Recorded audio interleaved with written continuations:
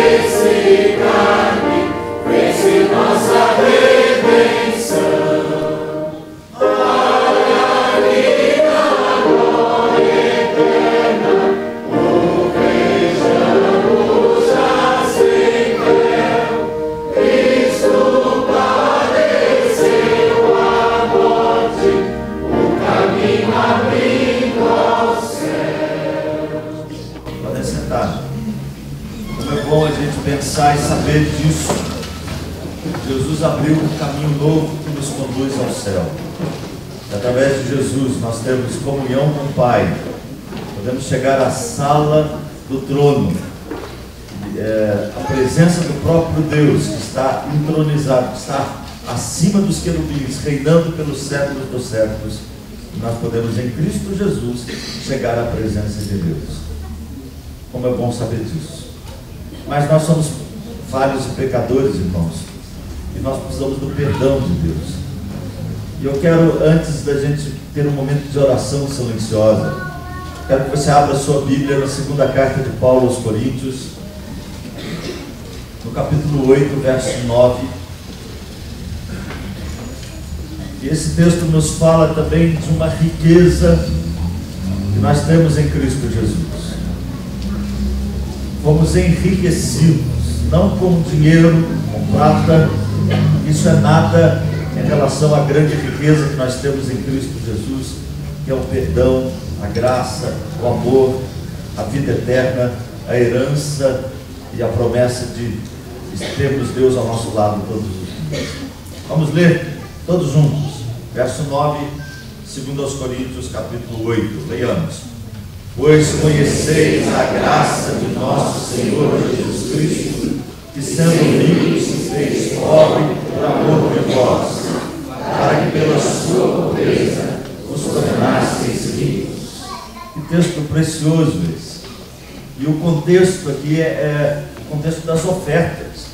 Paulo está falando das igrejas da Macedônia, que eram igrejas pobres, carentes, e que mesmo na pobreza eles deram em abundância para socorrer irmãos que estavam passando por necessidade.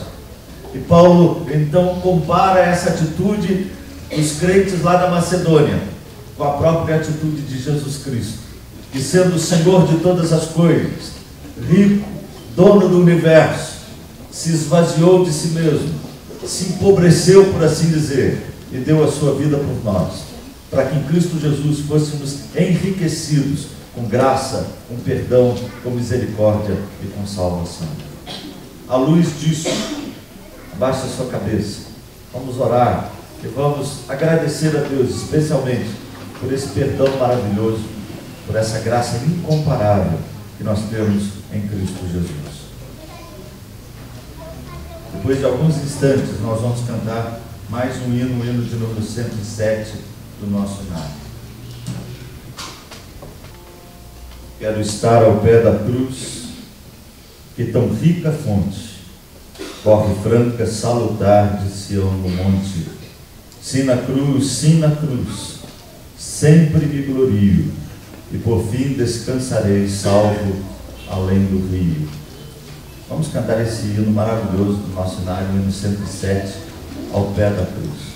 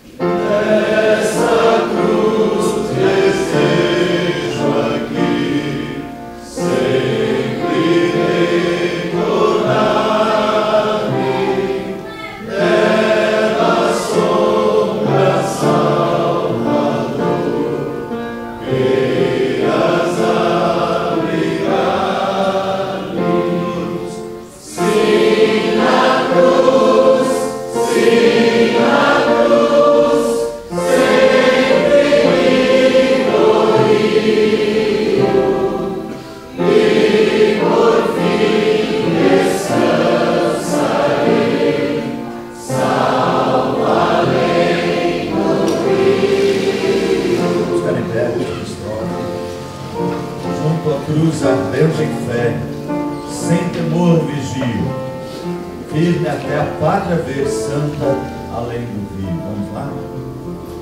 Junto à cruz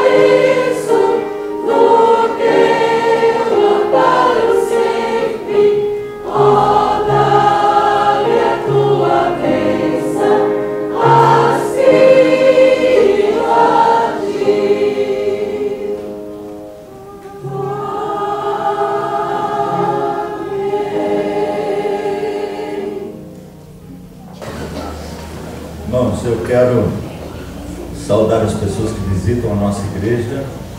Se você é visitante, por favor, fique em pé. Vai receber um abraço nosso, um aperto de mão. Quem nos visita, por favor, em pé, para receber o abraço, o carinho aí da nossa igreja nessa noite.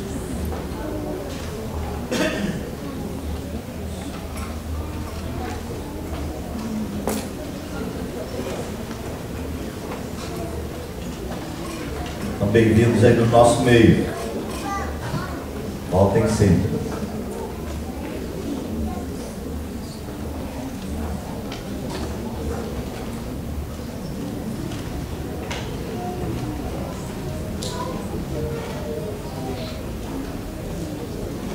Esse casal simpático que está aqui na minha frente é minha sogra e meu sogro, viu, gente?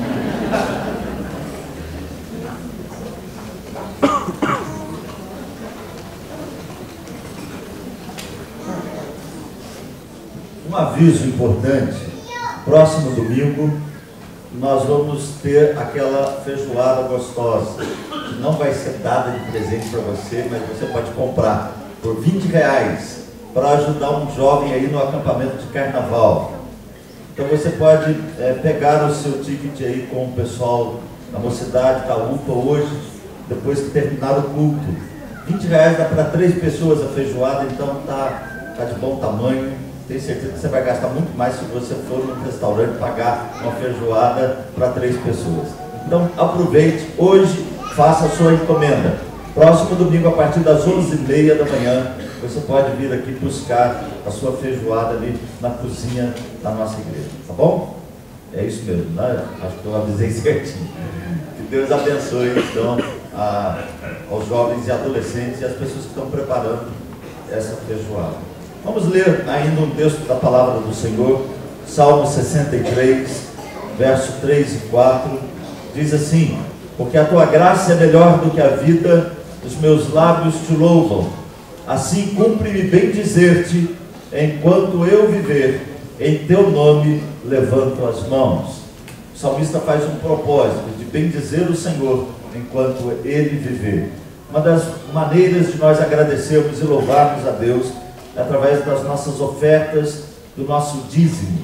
O dízimo é parte daquilo que nós recebemos de Deus e nós estamos devolvendo para Ele, para a obra dEle, para o trabalho dEle, para a honra dEle. E eu quero lembrar os irmãos que no último domingo do mês nós vamos ter uma oferta especial para a reforma do templo. A oferta é uma coisa, o dízimo é outra. Eu espero que você não confunda e que você contribua dando a sua oferta para a reforma do templo, mas que você devolva o seu dízimo a Deus como uma atitude de gratidão ao Senhor. Vamos ficar em pé, vamos cantar mais um hino. Enquanto cantamos, os irmãos que trouxeram hoje o seu dízimo poderão consagrá-lo ao Senhor nesse momento. Hino de número 60, o nosso nada.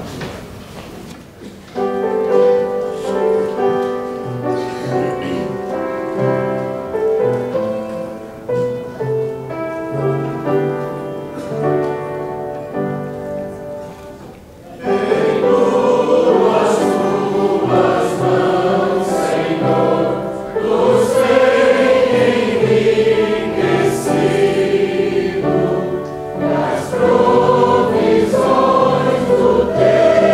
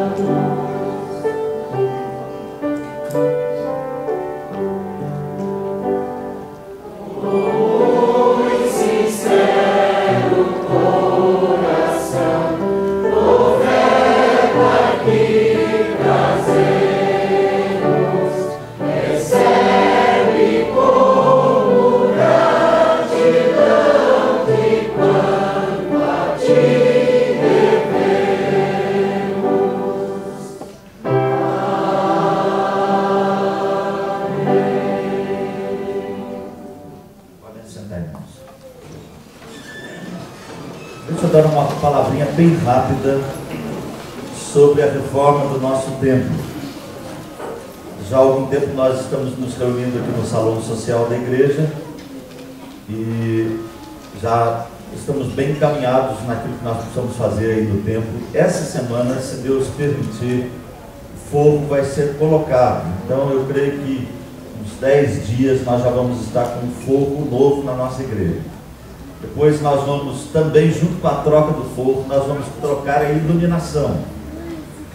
E depois, mais para frente, se Deus permitir, vamos colocar o ar-condicionado. Mas precisamos pintar a igreja. Eu vou dar um relatório bem rápido. Nós gastamos mais ou menos 30 e poucos mil com a troca do telhado da igreja. Foi uma telha especial, chama telha sanduíche, que está protegendo e está colocando uma temperatura mais agradável no templo. O forro vai ficar em torno de 20 e poucos mil reais. A iluminação em 6 mil reais. O ar-condicionado em volta de 35 mil reais. E depois a pintura. Então, o pastor não está brincando quando fala para você contribuir, dar a sua oferta. É para o nosso conforto, para a gente ter uma igreja bonita, para a gente ter uma igreja aconchegante e agradável. Então, contribua não só com o seu dízimo, mas também com a sua oferta para a construção. Tá certo? E eu tenho certeza que Deus vai te abençoar. Você não vai ficar pobre por contribuir aqui na nossa igreja. Se você contribuir com aquele pastor que tem aquele avião, aí você vai ficar pobre. Viu? Não contribua com ele, contribua aqui com a igreja. E aí eu tenho certeza que nós vamos ter um tempo agradável, um tempo para a gente ter orgulho de ter um tempo bonito e aconchegante aqui na nossa igreja. Mas vamos louvar a Deus. Eu vou chamar o pessoal do louvor aqui à frente. Vamos continuar louvando a Deus, agora com alguns cânticos espirituais. Foi gravado por evangélicos, por católicos, por várias pessoas, e é um cântico bonito que fala da alegria. Alegria de ter Jesus, alegria de pertencer então à família de Deus. Essa é a alegria que nós vamos cantar agora. Vamos ficar em pé. A alegria está no coração de quem já conhece a Jesus. A verdadeira paz só tem aquele que já conhece a Jesus. Essa é uma grande verdade.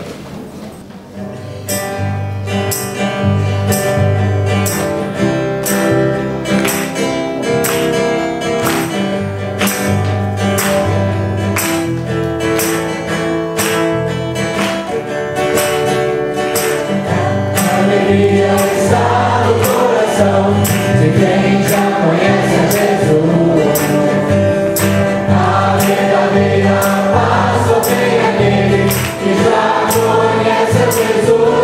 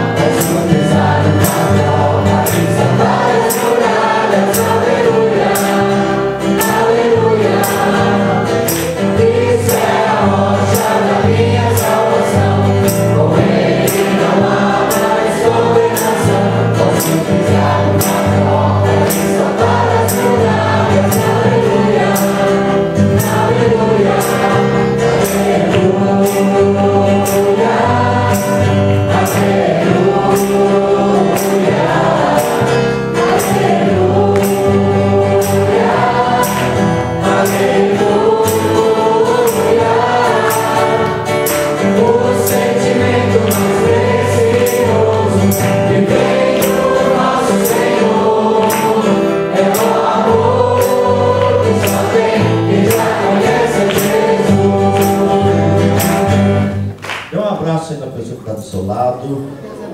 Então, as chances tristes, quem sabe um abraço vai alegrar.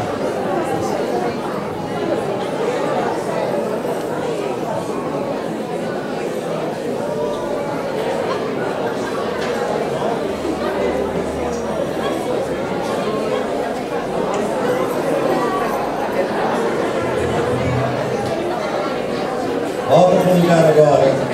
Jesus riscou a cédula.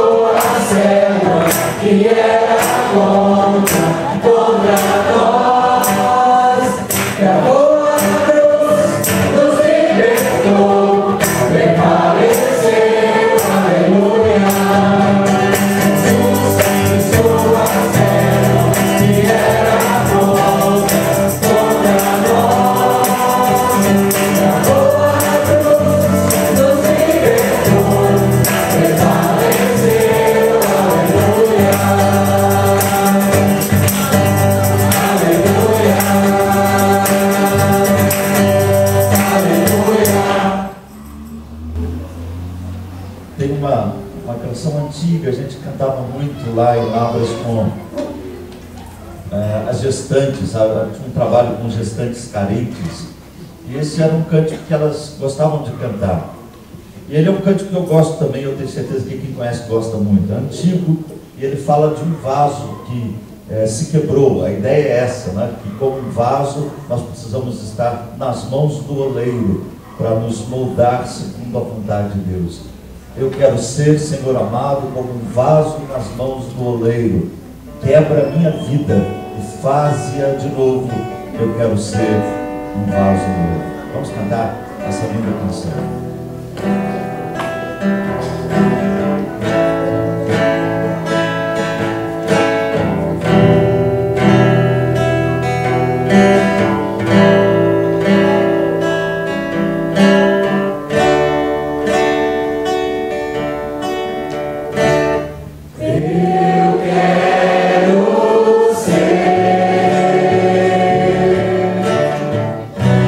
Senhor amado.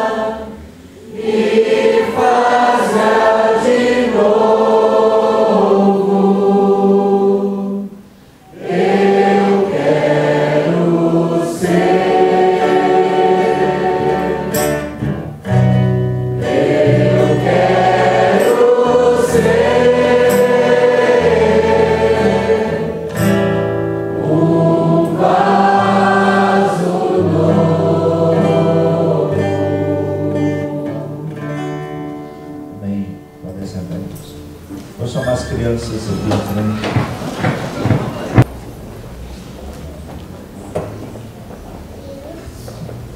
João 15, 17. Muito bem. Deus é. Entenda. Mãe, ajuda-me a pegar. Mais alguma criança? O Senhor é meu pastor, e nada me faltará. Ele me faz descansar em pastos verdes e me leva às águas tranquilas. Ó Senhor, renova as minhas forças. Salmos 23, 1 e 2. Senhor,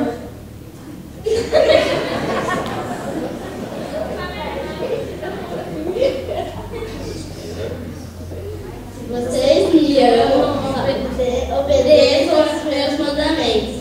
João 14, 15. Muito bem. Mais alguém?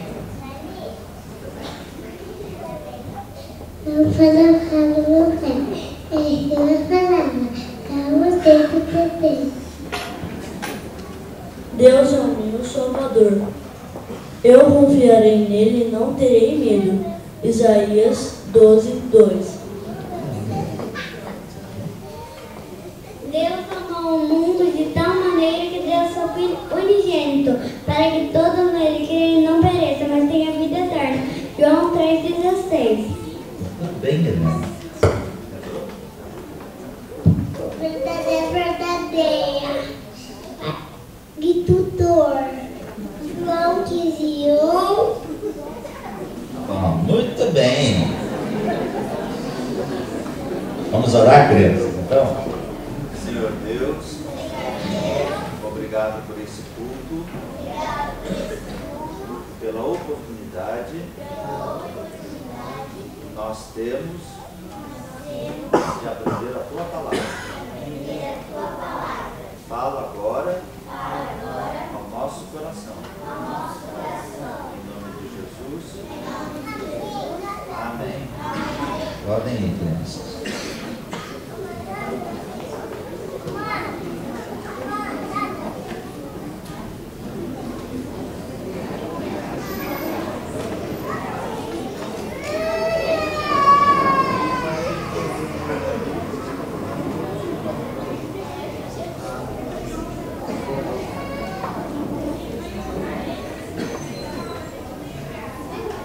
Vamos abrir a palavra do Senhor, irmãos, em Colossenses, capítulo 2.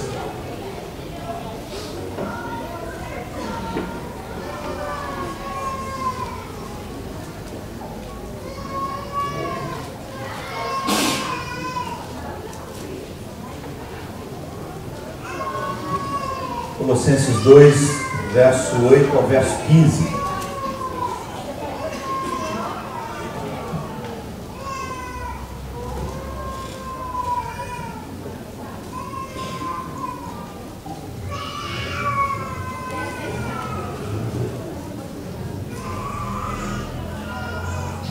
Diz assim a palavra do Senhor: cuidado que ninguém vos venha a enredar com sua filosofia e vãs sutilezas, conforme a tradição dos homens, conforme os rudimentos do mundo, e não segundo Cristo, porquanto nele habita corporalmente toda a plenitude da divindade.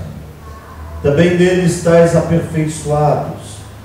Ele é o cabeça de todo principado e potestade.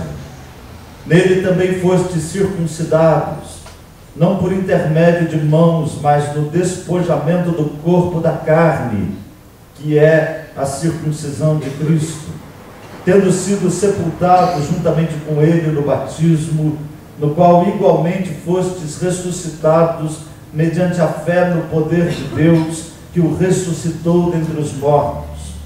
E a vós outros, que estáveis mortos pelas vossas transgressões e pela incircuncisão da vossa carne, vos deu vida juntamente com ele, perdoando todos os nossos delitos, tendo cancelado o escrito de dívida que era contra nós e que constava de ordenanças, o qual nos era prejudicial, removeu inteiramente, encravando-o na cruz, e despojando os principados e as potestades, publicamente os expôs ao desprezo, triunfando deles na cruz.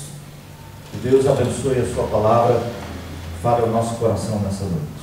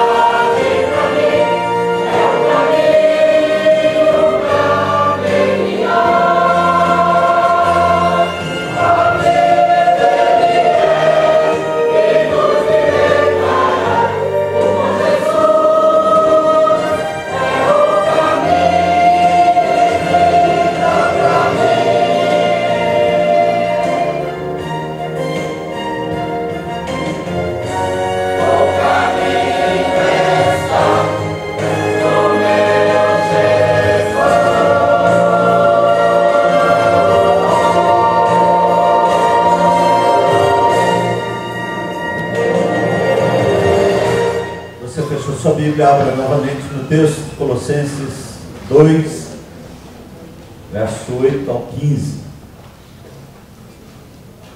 Uma das histórias mais impressionantes que eu já li na minha vida é a história de Sadhu Sundar Singh, o apóstolo dos pés sangrentos.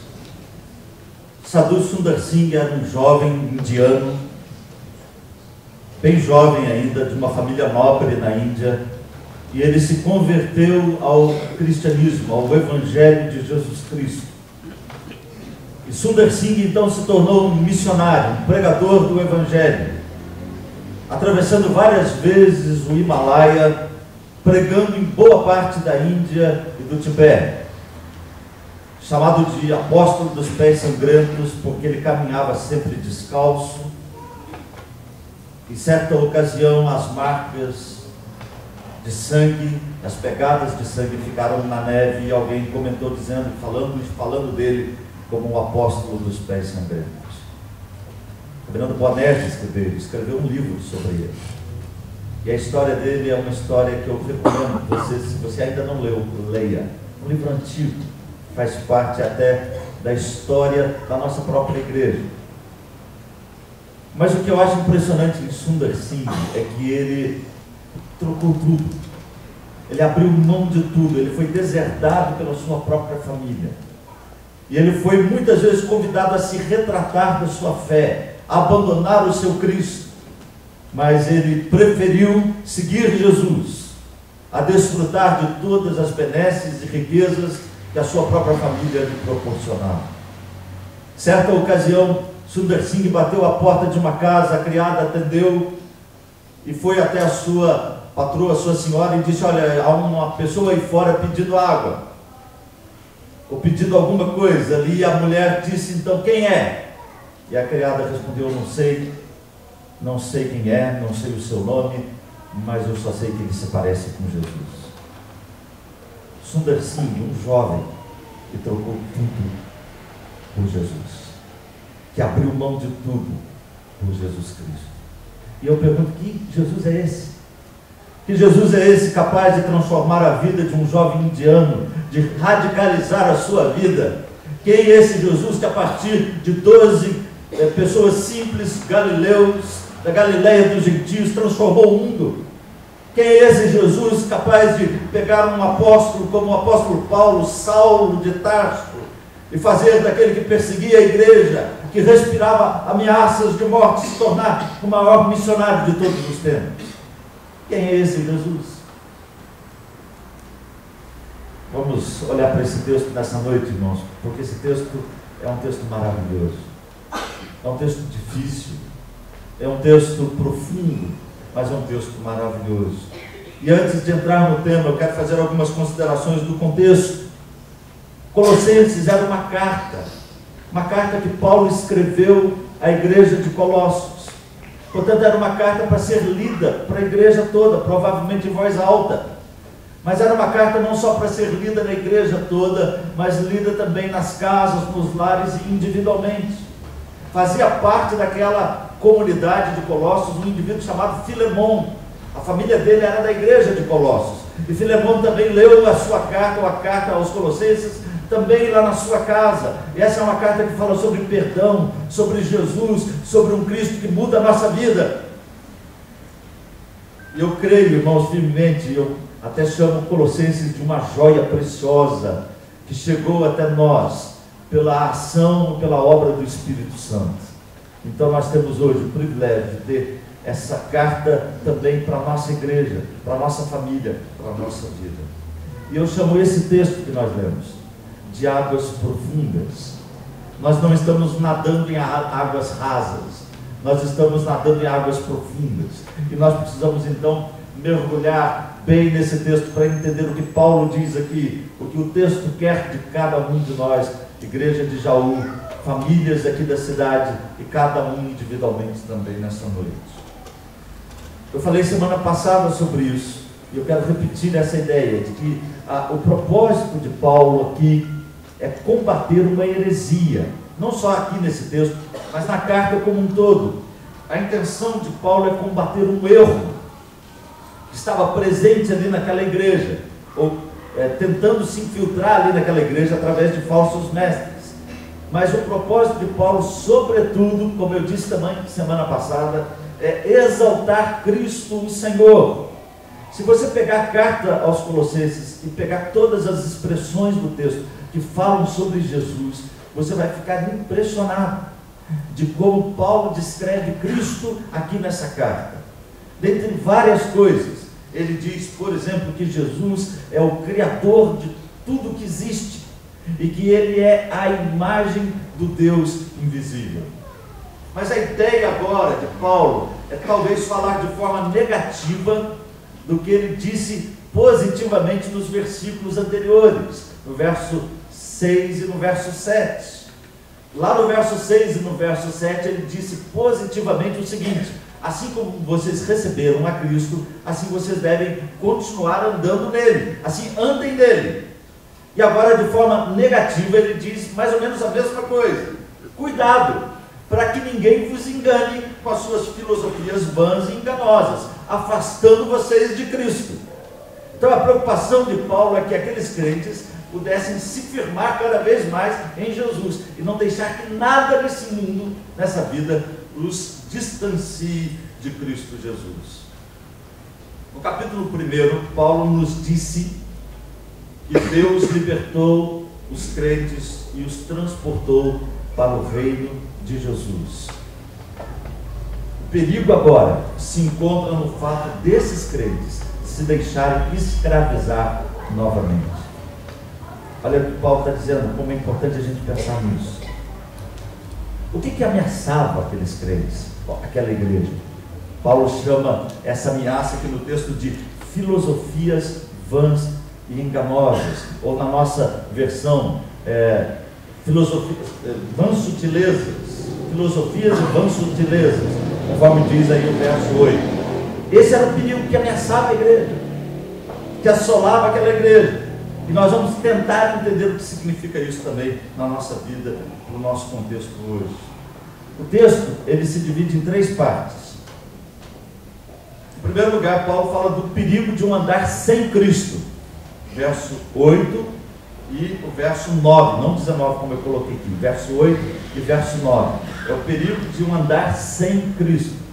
Depois, do verso 10 ao 12, Paulo fala da nossa vida em Cristo.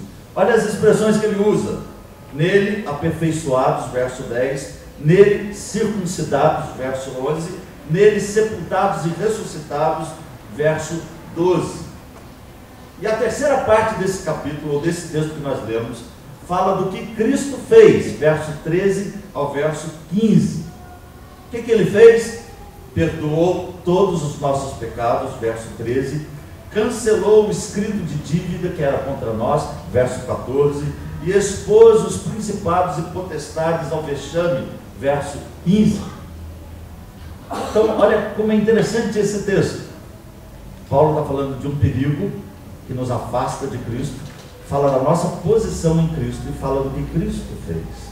Eu quero pegar então tudo isso, trazer isso de forma prática para a nossa compreensão e a nossa meditação nessa noite. O que isso tem a ver conosco? O que isso tem a ver com você, comigo, com a nossa vida hoje? E para falar sobre isso, eu quero meditar sobre esse tema: é melhor escolher o lado.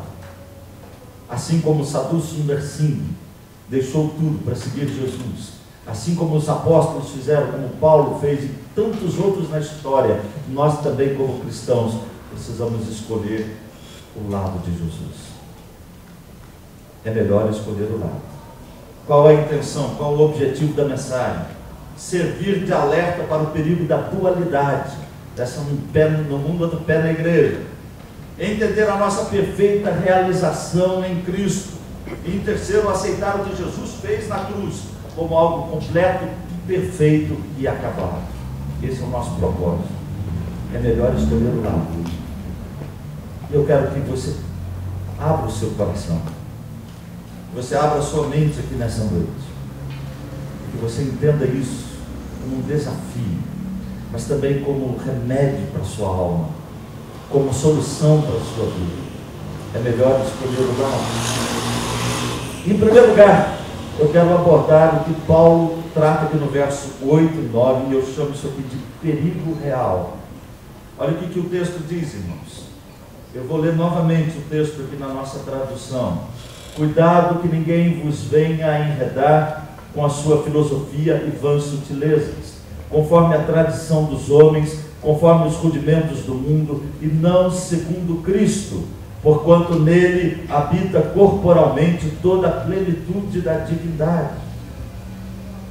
Paulo está falando aqui de um perigo real, que assola muitas vezes as pessoas que já entenderam a salvação, que já abraçaram Jesus, que se tornaram cristãs, mas há um perigo dessas pessoas serem enredadas, afastadas, enganadas. E essa é a expressão que aparece aqui no verso 8: cuidado que ninguém vos enrede ou escravize. Quem são esses enredados? A palavra enredar significa escravizar, levar cativo alguém, é estar sob o domínio de outra pessoa. E Paulo então está dizendo: cuidado, tomem cuidado para que ninguém escravize a vida de vocês. Vocês já foram libertos do império das trevas, já foram transportados para o reino de Jesus, vocês já encontraram a liberdade em Cristo. Cuidado para não se deixarem novamente se escravizar, se deixar prender ou enredar. E há 3 elementos escravizadores aqui no texto, portanto devemos ter todo o cuidado possível.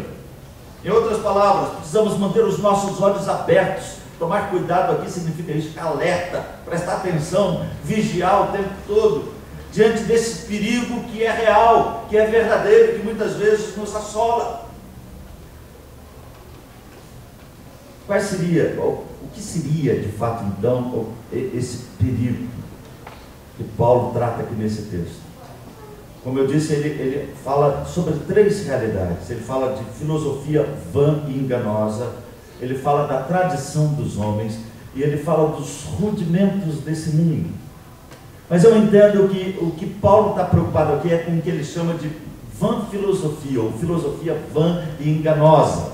Esse é o problema. E talvez tradição dos homens, e o que ele fala depois a seguir é uma complementação, uma base do que seria essa vã filosofia. Mas vamos entender. Paulo chama aqui de filosofia vã e enganosa aquilo que estava ameaçando a vida da igreja. Ele não está falando da filosofia como conhecimento, como sabedoria, porque tudo aquilo que formava um pensamento na antiguidade era chamado de filosofia. Então Paulo não é contra o conhecimento em si, mas aquele tipo de filosofia que estava atrapalhando a vida da igreja. E ela pode ser uma síntese de tudo que é enganoso, de tudo aquilo que deturpa o Evangelho, que nos afasta da verdade da palavra de Deus. E aí Paulo fala a respeito da tradição dos homens. Como eu disse, é um dos fundamentos da vã filosofia. O que seria essa tradição dos homens? Provavelmente a própria heresia que estava tomando conta da igreja de Colossenses, que nós conhecemos como heresia colossense. Seria um judaísmo misturado com filosofia grega, com ascetismo e culto aos anjos. Esse era o problema. Talvez você diga: pastor, eles tinham esse problema, mas nós temos outro problema. Nós temos, talvez, irmãos, o mesmo problema, só que com uma roupagem diferente. Vivemos numa época de ascetismo religioso por parte de muitos, esse rigor ascético que proíbe isso, que fala: não toque naquilo, que guarde aquele dia, que não faça isso naquele feriado.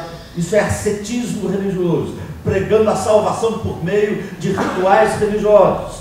Nós temos hoje também culto a anjos, a seres que não são o próprio Deus em Cristo Jesus. E nós temos também muitas vezes essa busca pelo rigor, pelo pragmatismo e por filosofias do nosso tempo, que estão afastando muitas vezes os crentes verdadeiros do verdadeiro Evangelho de Jesus Cristo. Mas Paulo fala em terceiro lugar a respeito dos rudimentos desse mundo, que é a outra base dessa vã filosofia de sutilezas. Rudimentos do mundo, o que seria isso? Sabe o que eu achei interessante, irmãos? Que há uma discussão sobre essa expressão na Bíblia. Alguns comentaristas acreditam que Paulo está falando aqui de seres celestiais, de anjos caídos, de demônios, portanto. Mas eu particularmente não concordo com essa posição. Eu acredito que Paulo está tratando aqui de questões éticas, morais, do dia a dia. Porque quando a palavra mundo aparece na Bíblia para falar de algo que está em oposição a Cristo, normalmente a Bíblia usa no sentido de valores distorcidos do reino de Deus. Então vamos entender. Paulo está dizendo para a igreja: cuidado que ninguém vos escravize com essa vã filosofia. Que filosofia é essa? Uma filosofia de ideias e de vida, de prática. Na verdade, Paulo está preocupado com tudo aquilo que atrapalha o crente de andar no caminho do Senhor. seja um conceito, uma ideia, ou seja uma prática, uma vida. Qual é a filosofia do nosso tempo que nós precisamos ter cuidado? Eu vou dar alguns exemplos, não só daquilo que eu falei, mas do consumismo desenfreado, que é uma ética distorcida do reino de Deus. Esse desejo de ter, de consumir, esse narcisismo sem fronteira que nós vivemos, esse culto ao eu, ao ego. Isso é filosofia do tempo presente que assola a igreja. E eu quero dizer para você, escolha o lado. A quem você quer servir? Quem você quer seguir? A Jesus Cristo, o Senhor, ou a vã filosofia com seus rudimentos, com as suas filosofias e os seus posicionamentos, que muitas vezes nos desviam da palavra do Senhor? Mas qual que é o problema real aqui, irmãos? É apresentado por Paulo aqui no texto, quando Paulo diz, e não segundo Cristo. Vamos esquecer, eu coloquei, pode seguir, Sérgio. Verso 3 e 4 está errado, é o verso 9, na verdade. Olha o que Paulo diz aí no texto, irmãos.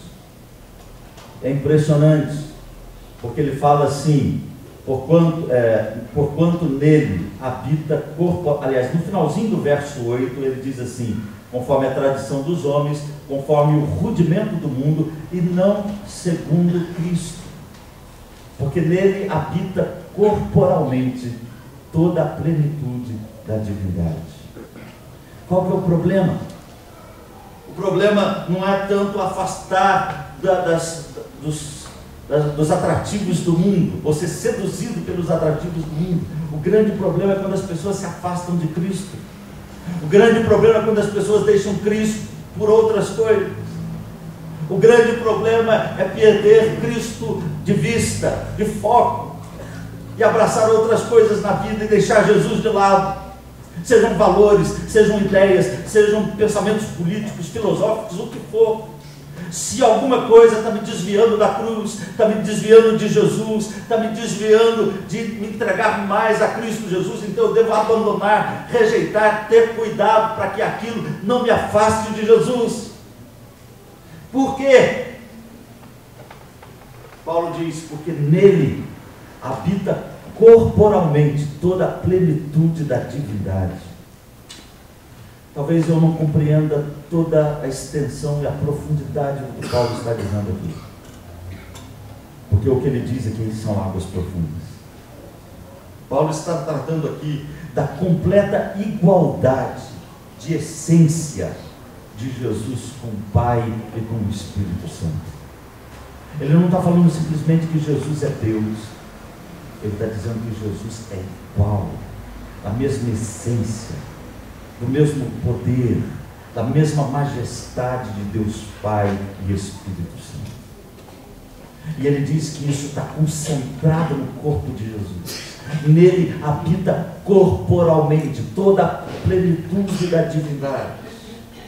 Ou seja, a plenitude da deidade tem a sua residência fixa em Jesus, no corpo de Jesus.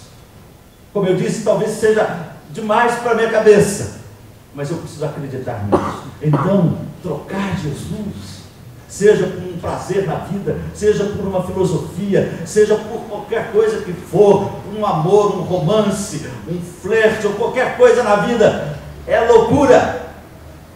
É loucura. Porque nele, nesse Jesus que morreu na cruz, habita corporalmente toda a plenitude da divindade. Que coisa fantástica. Quando eu li esse texto, comecei a pensar nele mais uma vez essa semana. Eu pensei, acho que eu preciso tirar as sandálias dos pés, porque esse lugar é santo. Eu preciso me despir de tudo que sou, porque isso é santo demais. Isso é majestoso demais. Mas é melhor escolher o lado. Em segundo lugar, eu quero falar sobre a nossa posição em Cristo Jesus. E nossa posição em Cristo é verdadeira. Nós temos alguns versículos aqui que são versículos interessantes. Verso 12 do verso 10 ao verso 12. Também nele estáis aperfeiçoados. Ele é o cabeça de todo principado e potestade, Nele também fostes circuncidados, não por intermédio de mãos, mas no despojamento do corpo da carne, que é a circuncisão de Cristo, tendo sido sepultados juntamente com ele no batismo, no qual igualmente fostes ressuscitados mediante a fé no poder de Deus que o ressuscitou dentre os mortos. Olha como a linguagem desses 3 versículos é a nossa posição em Cristo. Em primeiro lugar, Paulo fala que nós fomos aperfeiçoados em Cristo. Verso 10. Em Cristo nós recebemos a plenitude. A palavra é muito interessante porque a palavra grega usada aqui tem um sentido de, em Cristo nós somos abastecidos, realizados. Ele está trazendo aquela ideia, se Ele contém nele toda a plenitude da divindade, nele nós somos totalmente realizados, perfeitos, completados, abastecidos, porque Ele é o cabeça do corpo, e Ele é a cabeça de todo o poder e autoridade, como diz o texto. Principados e potestades, aqui é uma referência a todos os anjos, a todos os seres celestiais que foram criados. Jesus é Senhor de todas as coisas, e nele você encontra abastecimento, realização, plenitude em Cristo Jesus. Mas Paulo continua falando dessa nossa posição em Cristo. Em segundo lugar, ele nos diz que no verso 11 que nele nós somos circuncidados, e ele usa uma expressão interessante. E o texto aponta aqui para uma realidade que está acima do ritual em si. E provavelmente ao tratar disso, Paulo está lançando luz à heresia que estava cercando a igreja. Que não ensinava propriamente a circuncisão, mas eles eram judeus. Boa parte deles, que tinham costume com os rituais religiosos. E Paulo então usa esse ritual judaico da circuncisão para trazer uma ilustração de uma verdade espiritual. E Paulo está dizendo então que nós somos circuncidados em Cristo, não com a circuncisão literal, mas uma circuncisão diferente, que se operou no coração, na vida, no nosso interior, nos desarraigando assim do pecado, nos livrando da maldição do pecado na nossa vida. Ou seja, Deus fez algo em nós e nos transformou, nos dando uma nova vida. Em outras palavras, a obra foi realizada por Deus. Por isso ele diz, não por mãos humanas. A obra foi interna, ou seja, no nosso coração, na nossa vida. E a obra de Cristo envolve uma mudança radical na natureza pecaminosa. Ou seja, o despojar do corpo da carne. Olha a linguagem de Paulo. Primeiro ele fala que nós estamos em Cristo, plenamente nele. E agora ele fala que nós fomos transformados em Cristo através de uma transformação espiritual que Deus fez na nossa vida, nos dando um novo coração, uma nova vida, uma nova razão de viver. E finalmente, no verso 12, Paulo fala que nós fomos sepultados em Cristo e ressuscitados em Cristo. E ele usa o batismo aqui como um sinal dessa transformação que ocorreu no nosso coração. Por isso eu quero falar então que Paulo não está tratando aqui da forma do batismo. Ele não está dizendo que esse texto aqui, ou ele está dizendo que o batismo precisa afundar na água e sair da água. Ele não está falando de forma de batismo, mas ele está falando do que o batismo significa. Ele também não está falando que o batismo salva, mas ele está dizendo que aquilo que o batismo sela e significa, salva. Ou seja, a nossa vida em Cristo Jesus. Tanto é que o texto é muito claro, porque o que salva, ele diz aqui, é a fé no poder que ressuscitou Jesus dentre os mortos. Não é o batismo, mas a fé. Então o texto fala da nossa morte em Cristo e da nossa vida em Cristo. Em outras palavras, quando Jesus morreu na cruz e você tem Jesus como seu Salvador, você morreu em Cristo. Paulo vai falar sobre isso no capítulo 3. Já que você está morto em Cristo e ressuscitado em Cristo, então busque as coisas do alto. Em outras palavras, você tem uma nova vida. E o batismo cristão significa e sela essa nova vida. É um sinal de que Deus transformou o seu coração. O batismo é o sinal, o selo da nossa salvação. Essa é a nossa posição em Cristo. Mais uma vez eu volto a falar para você, então é melhor você escolher o lado. Você quer viver uma vida sem Cristo? Sem a plenitude da presença de Jesus? Você quer viver uma vida sem Jesus no seu coração? Ou você quer essa vida incluída em Cristo, morta para o mundo, morta para o pecado, ressuscitada para a vida eterna em Cristo Jesus. Terceiro lugar, é melhor escolher o lado. E aí vem algo que eu acho maravilhoso nesse texto. O que Cristo fez? O que Ele fez é maravilhoso. Vamos olhar verso 13 ao verso 15. Por isso eu pedi para cantar aquela canção, Jesus riscou a cédula. Cédula é uma tradução que aparece na versão antiga, na corrigida, aparece a palavra cédula. Na nossa versão fala de escrito de dívida. Paulo diz assim: e a vós outros que estáveis mortos pelas vossas transgressões e pela incircuncisão da vossa carne, vos deu vida juntamente com ele, perdoando todos os nossos pecados, ou nossos delitos, tendo cancelado o escrito de dívida que era contra nós, e que constava de ordenanças, o qual nos era prejudicial, removeu inteiramente, encravando-o na cruz, e despojando os principados e as potestades, publicamente os expôs ao desprezo, triunfando deles na cruz. O que Cristo fez foi maravilhoso.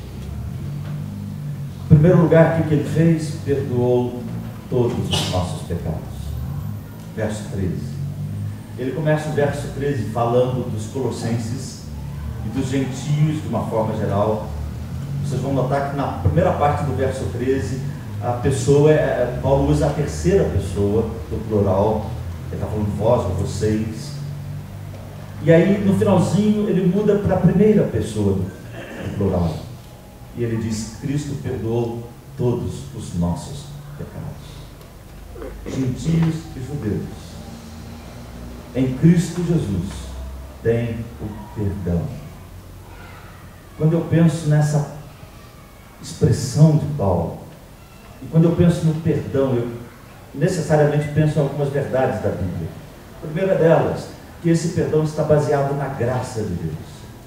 Ou seja, o perdão vem de Deus, não é mérito nosso. Eu não fiz algo para merecer o perdão de Deus. Eu não mereço, na verdade, porque eu sou pecador. Eu peco muitas vezes por palavras, por atitudes, por omissão. Quantas vezes você e eu pecamos na vida, irmão? Se nós formos colocar isso no papel, não há papel no mundo suficiente para registrar todos os nossos pecados. Então não há nada que você faça ou que deixe de fazer que vai fazer Deus te amar mais ou Deus te amar menos. O perdão de Deus é parte da iniciativa de Deus, porque Ele te amou desde toda a eternidade. O perdão é baseado na graça, não no que você merece, porque eu e você não merecemos nada. Aliás, merecemos sim o inferno, porque somos pecadores e o salário do pecado é morte. Perdão é graça, é misericórdia. A segunda coisa que eu preciso pensar sobre o perdão de Deus é que esse perdão de Deus é abrangente. Paulo diz o quê? Ele perdoou todos os nossos pecados, todos os nossos delitos. Não há pecado ou culpa maior do que o amor de Deus. Não há nada que nós façamos que Ele não possa perdoar. E não há cadeias que Ele não possa libertar, diz uma bela canção do nosso cancioneiro. Não há nada nessa vida que Deus não possa perdoar. Creia nisso. Se você está em Cristo Jesus, Ele perdoou todos os seus pecados. Eu vou te dar uma boa notícia: se você tem Jesus, Ele perdoa até os pecados que você vai cometer, até o fim da sua vida. Claro que você precisa pedir perdão, claro que você precisa se reconciliar com Deus todos os dias, mas Ele já perdoou. Ele não precisa morrer outra vez, Ele não precisa ser levado à cruz uma outra vez. Ele pagou todo o preço do seu pecado, perdoou todos os seus pecados, do menor ao maior, na sua cabeça, no seu pensamento. Terceira coisa é que o pecado, ou perdão, melhor dizendo, é algo vitalício, permanente. É por isso que Paulo diz que Ele vos deu vida. Deus perdoou, mas deu vida. Deus deu vida na sua presença, e isso significa vida eterna, vida para todo sempre. Mas em quarto lugar, e não está isso aqui no texto, mas mais para frente, perdão precisa ser compartilhado. Paulo diz lá em Colossenses 3, assim como Deus em Cristo vos perdoou, assim perdoai vós uns aos outros. Ah, que dificuldade. A gente quer o perdão, mas não quer perdoar. Tem muita gente guardando mágoa e não tem perdão no coração. Que Deus tenha misericórdia de você, se você é um desses. Perdoou todos os nossos pecados.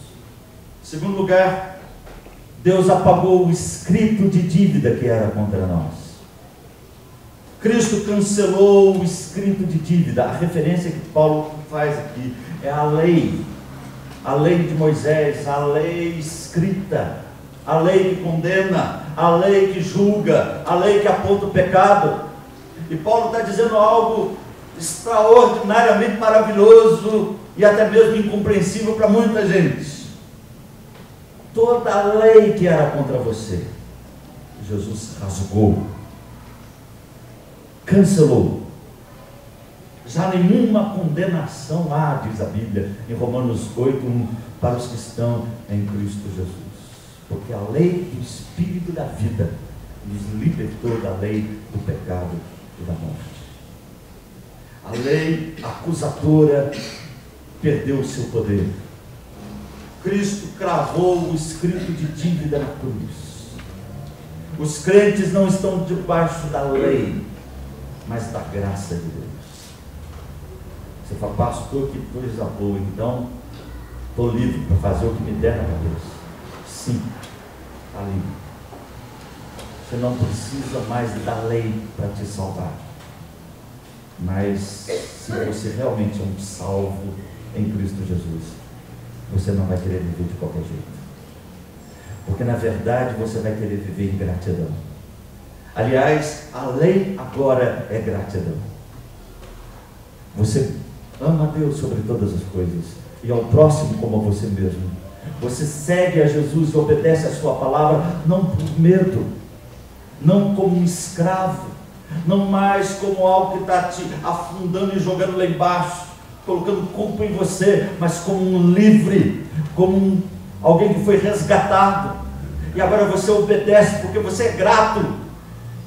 Você ama Jesus porque você é grato a Deus por isso.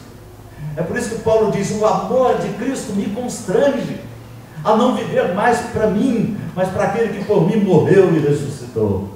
Isso é vida cristã.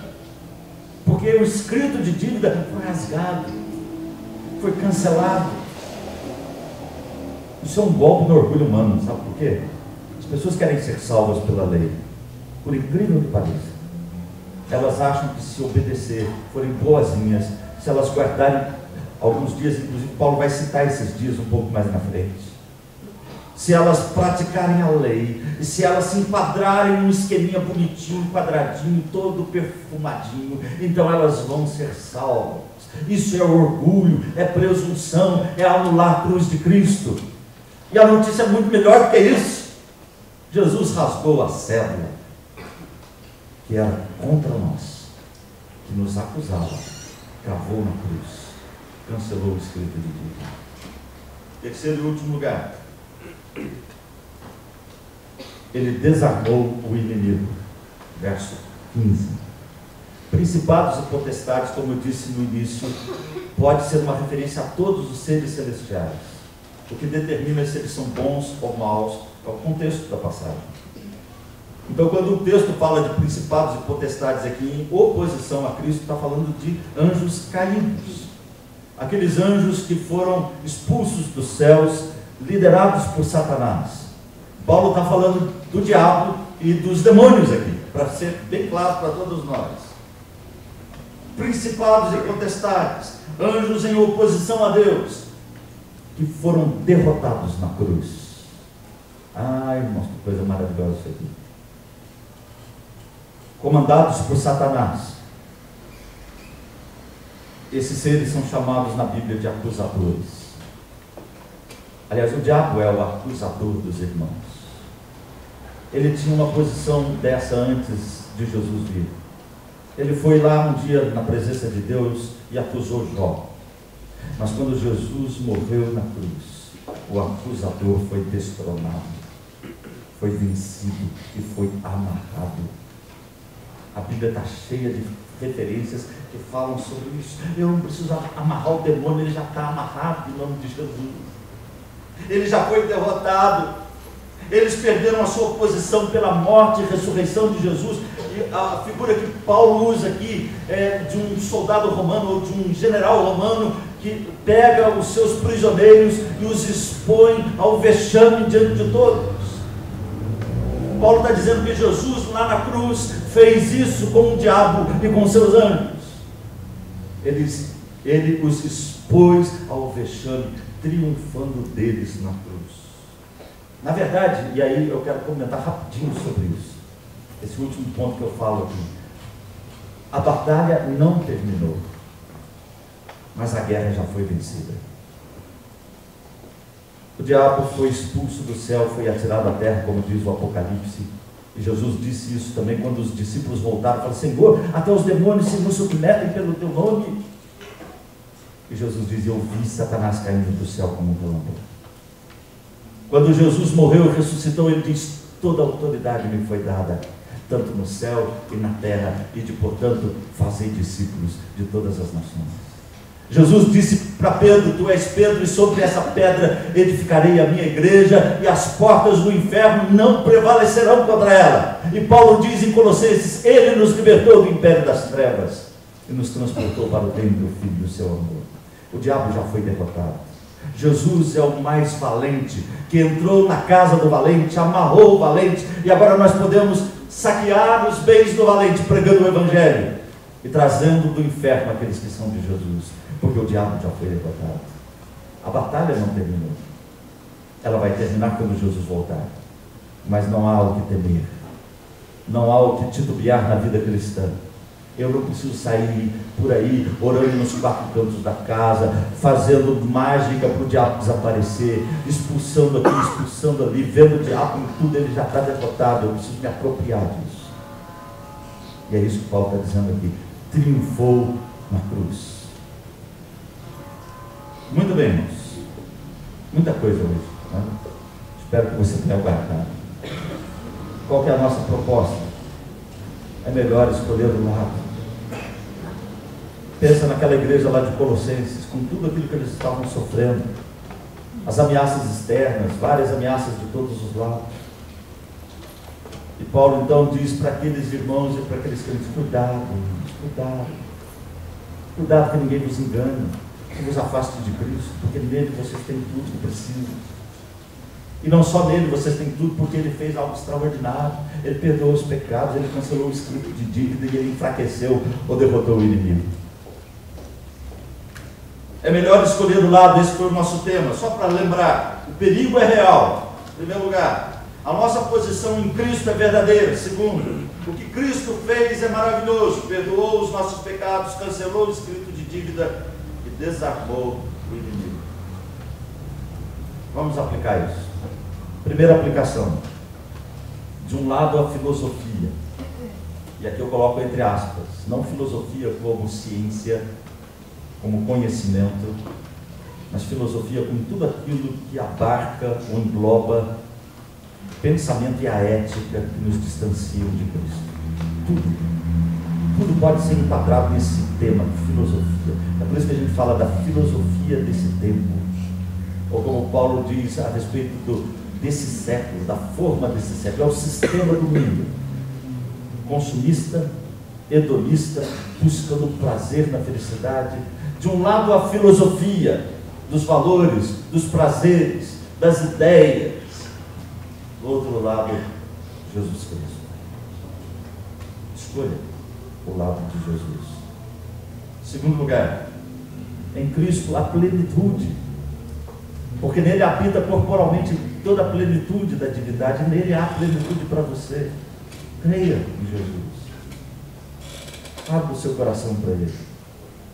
Terceiro lugar, confesse os seus pecados e aceite o perdão que está em Jesus Cristo. Não seja orgulhoso, confesse, aceite o que Cristo fez por você. Quarto e último, não tenha medo dos acusadores. Cristo cancelou o escrito de dívida e desarmou o inimigo. Se você está em Cristo Jesus, você é mais do que vencedor. Que Deus nos abençoe. Vamos ficar em pé.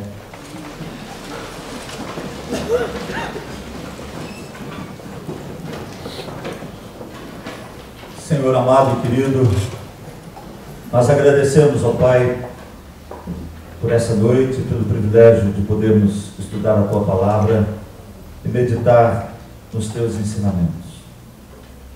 Obrigado a Deus porque nós podemos aprender tanta coisa boa que vem da Tua Palavra.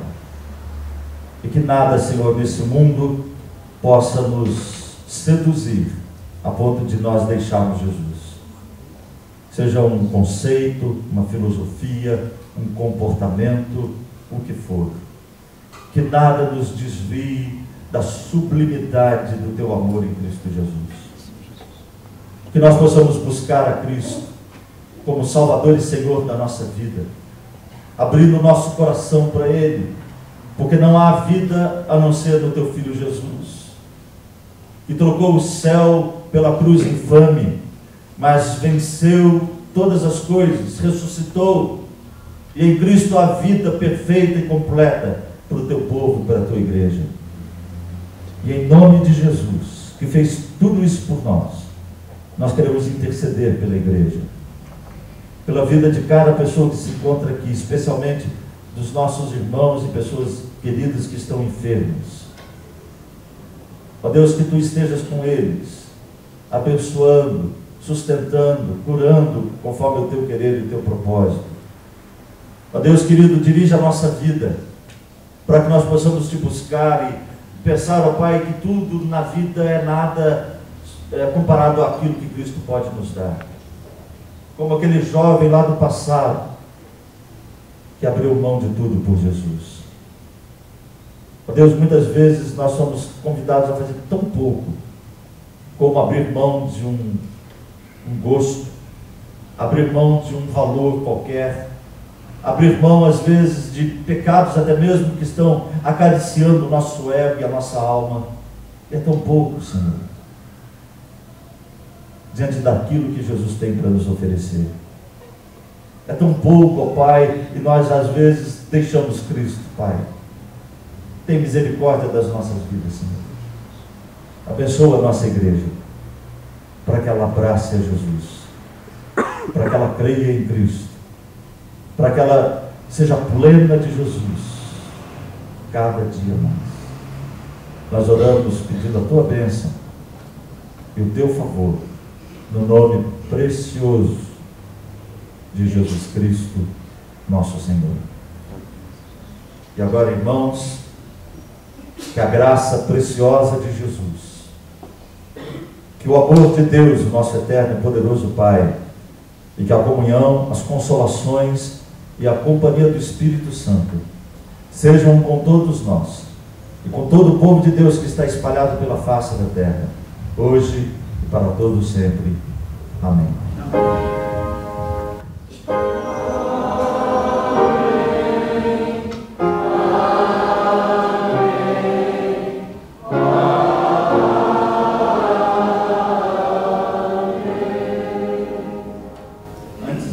Eu recebi um pedido de oração em favor do Marcos Roberto, o Guru e a Keila. Que Deus nos abençoe. Um tipo de saúde, né? Estava gripada com pneumonia, me parece, não é isso? Está boa agora? Já está melhor, né? Deus abençoe o casal lá. E também os nossos irmãos enfermos.